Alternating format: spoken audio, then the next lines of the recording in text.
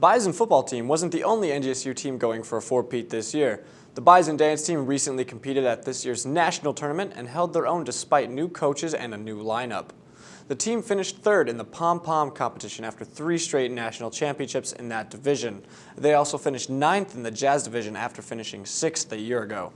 The event was held in Florida at Disney World. 2 people were arrested for possession near NDSU last week. Just under 1/2 an ounce of meth and a small amount of marijuana were among the items seized. 23-year-olds Marissa Taylor and Michael Barrido of Fargo were arrested for possession of meth with intent to deliver within 1,000 feet of NDSU and possession of drug paraphernalia. Taylor was also charged with possession of marijuana. 28-year-old Charlie Wadena of Minnesota was arrested for an arrest warrant for escape. A proposed bill would eliminate sales tax on clothing in North Dakota. Senate Bill 2223 is sponsored by Democratic Senator George Sinner. The hope behind the bill is to level the playing field between neighboring states who do not have sales tax on clothing and among internet sales who do not include tax. The bill also includes a $9.5 million reimbursement for cities and counties for lost sales tax revenue. It would affect our customers positively the most, and I think secondarily it would affect our tenants because they would, I believe, get more business. People would come in and buy more if they didn't have to pay sales tax. Both Montana and Minnesota have no sales tax on clothing. The bill would exclude accessories and sporting or protective equipment, among others, from tax-free sales.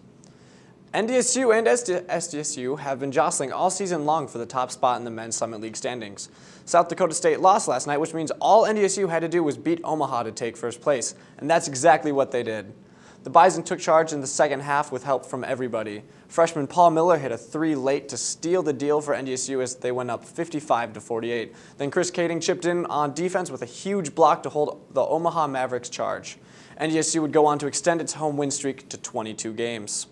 The final score was NDSU 64, Omaha 57. Lawrence Alexander led the Bison in scoring with 18 points.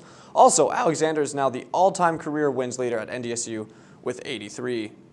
And now let's take a look at the weather, brought to you by MapBus. We are looking at quite a warm-up this weekend with a lot of clouds, but that's not going to stop the heat with highs in the 27 and the mid-30s on Saturday. However, later on next week, we are looking at some chills where we are looking at a -7 low on Wednesday. This has been an SUTV News Update brought to you by the NDSU Bookstore.